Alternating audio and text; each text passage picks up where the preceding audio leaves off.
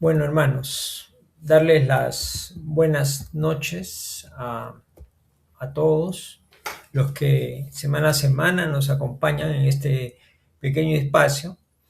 Y bueno, dando continuidad al capítulo 1, no he venido a derogar la ley, y el ítem 8, que habla de la alianza entre la ciencia y la religión, ¿no? Eh, En esta afirmación, este punto, el profesor Allan Kardec realmente plantea algo muy adelantado a la época en que él estaba, ¿no? Algo muy avanzado. Eh, ¿Qué cosa es eso? La verdad, algo verdadero no se puede dividir, ¿no? La verdad no puede dividirse. Si bien es cierto, por ejemplo, ¿no? Si algo es verdadero en la ciencia, no puede ser de ninguna manera falso en la religión. Y al revés también, ¿no? Se está analizando algo, un hecho, una verdad, ¿no? Entonces, el enfoque, tanto de ciencia como de religión, deberían confirmarse. O sea, un mutuo acuerdo o un mutuo desacuerdo, pero no debería ser de que uno dice una cosa y el otro dice algo diferente, ¿no? Entonces, ¿por qué? Porque la realidad es una. Y como bien decían ustedes, la realidad pues no es todo lo que vemos o lo que los sentidos perciben, sino también hay más, ¿no?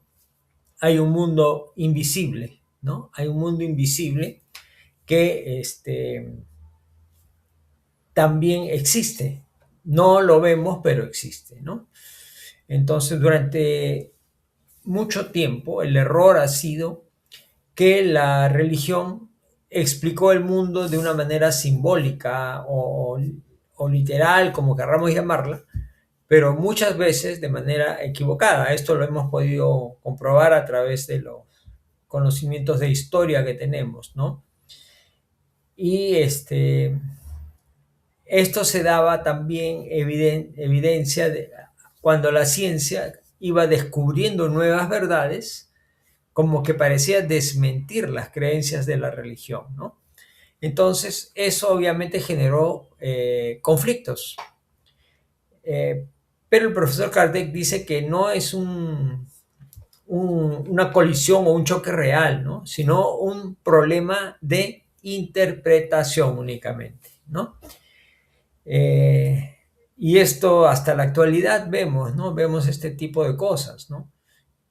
En realidad todo debería confluir, tanto ciencia como religión, basadas en el sentido común, ¿no? Cuántas cosas que la religión nos dice y simplemente si las analizáramos entenderíamos que no son muy lógicas, ¿no?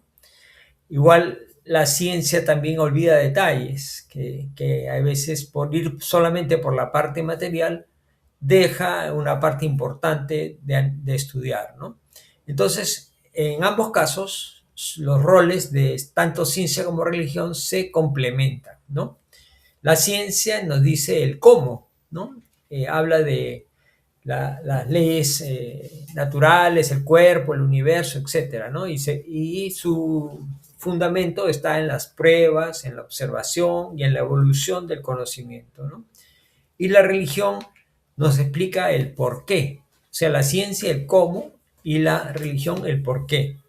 Por ejemplo, cuál es el sentido de la vida, los temas morales, el destino del alma, etcétera, ¿no? Y su enfoque está en guiar la conducta y el crecimiento espiritual. Entonces, cuando cada una de ellas, tanto ciencia como religión, se enfocan en su campo, se da una sinergia y se enriquecen mutuamente, ¿no?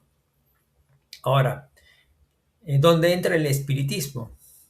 Entonces, en el Evangelio, según el espiritismo, eh, el Evangelio propone, perdón, el espiritismo propone que no exista una fe ciega, ¿no es cierto? Sino una fe razonada, nos invita a comprender, ¿no? No solamente a aceptar dogmas cerrados, sino a comprender, no solo a comprender, sino a reflexionar y también a experimentar, ¿no? Entonces, en ese sentido es como un puente, pues acepta los descubrimientos científicos y explica los fenómenos espirituales de manera racional, ¿no? Ahora, y eso, ¿cómo lo aplicamos a nuestra vida diaria o la vida del día a día, ¿no? Eso nos ayuda pues a evitar los extremos, ¿no? Por ejemplo, el fanatismo, ¿no? ¿Qué cosa nos dice el fanatismo? Que creamos sin cuestionar nada. O sea, seamos fanáticos, que creemos algo sin cuestionarlo, ¿no? Eh, y eso también tiene que ver con nuestra, créanlo o no, tiene que ver con nuestra felicidad, ¿no? Con la búsqueda de la felicidad, la armonía, la paz. Escuchaba la semana pasada, en esta semana de Santa, a un eh, psicólogo español que se llama Rizo, se apellida Rizo. Este doctor decía que una de las cosas que enriquece es no aceptar todo, sino por lo menos dudar, decía, ¿no? Por lo menos dudar. Y eso está alineado con la doctrina espírita nos enseña, ¿no? Eh, evitar esto, ese fanatismo, ¿no? Y por otro lado, o sea, por un lado el creer sin cuestionar y por otro lado el materialismo radical, ¿no? O sea, todo lo que es espiritual, negarlo porque no lo veo o no lo puedo tocar, ¿no? Que también vendría a ser un enfoque radical, ¿no? Entonces, el equilibrio está en pensar, sentir y analizar, ¿no? Analizar sobre todo, ¿no? Entonces, el espiritismo nos propone una fe razonada, o sea, donde no solamente tenemos que creer, sino también entender. Por ejemplo, ¿qué cosa? Cuando oramos tenemos que entender por qué oramos. Cuando sufrimos tenemos que entender por qué existe el sufrimiento. Cuando atravesamos pruebas tenemos que entender qué sentido tienen las pruebas. Y todo eso lo enseña el espiritismo, ¿no? Por lo tanto, una fe con comprensión, con entendimiento, es más firme y más serena también, porque no nos lleva a los extremos, ¿no? Entonces, igualmente, el espiritismo nos plantea una actitud, mismo Kardec lo pone en los libros de la codificación, ¿no? Está abierto al conocimiento, ¿no? Estar abierto a aprender, y eso se hace a través de la ciencia normalmente, ¿no? Y también alineado con esa visión está el mantener los valores y la ética, lo cual es eh, fundamento de la religión, ¿no? Entonces, en casos prácticos, por ejemplo, ¿no? Las dos cosas, la parte científica y la parte religiosa. Me enfermo de algo, entiendo que la medicina trata el cuerpo, esa es la parte científica. La fe, la esperanza y la paz interior ayudan a sanar el alma. ¿Se dan cuenta, no? O sea, ante la enfermedad del cuerpo tenemos la ciencia y ante la enfermedad del alma el desarrollo de estas virtudes que se complementan, obviamente, no están aisladas, ¿no?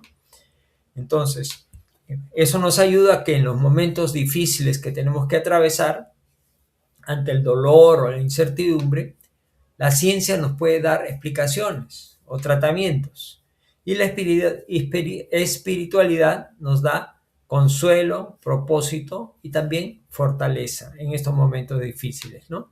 Entonces, son el complemento perfecto ahí, ¿no?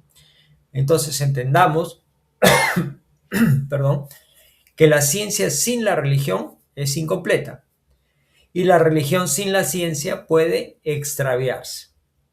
O sea, son complementos uno de otro. Por eso el título del párrafo que se llama La alianza entre ciencia y religión. Ambas son importantes, ¿no?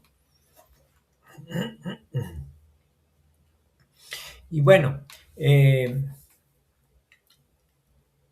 entendamos que el ser humano está en constante evolución y la verdadera evolución se da en el ser humano, se da cuando hay una iluminación en su mente con el conocimiento y también una elevación en su parte emocional, en su corazón, a través de los valores y la espiritualidad.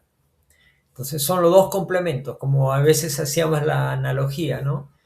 De conseguir la perfección a la cual Jesús nos ha destinado, Jesús nos ha enseñado que llegaremos. Y se dibujan pues los ángeles, ¿no? Han visto los dibujos que hacen de los ángeles en las diferentes religiones, les ponen alas, ¿no? Pero esas alas pues no son de verdad, que nos va a salir alas, plumas en algún momento, ¿no? Sino son las dos palancas del desarrollo, de la evolución, ¿no? Una ala es la del conocimiento y la otra es de los valores y la espiritualidad. Esa es la metáfora, ¿no? Entonces el objetivo ahí de esta alianza es pensar con claridad y sentir con amor. Ambas se complementan, ciencia y religión. Pensar con claridad y sentir con amor. Razón y espiritualidad. Entonces,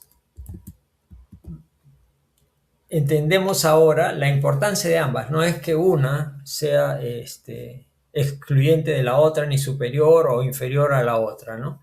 Entonces, ambas cubren un espectro de la realidad y no tienen por qué contradecirse, sino complementarse y nos ayudan, ¿no? a desarrollar sentido común, a fortalecer nuestra fe, que es una fe razonada, y actuar en línea con las enseñanzas del Maestro Jesús. Esperamos, hermanos, que este pequeño párrafo del Evangelio según el Espiritismo haya sido de utilidad para ustedes. Muchísimas gracias.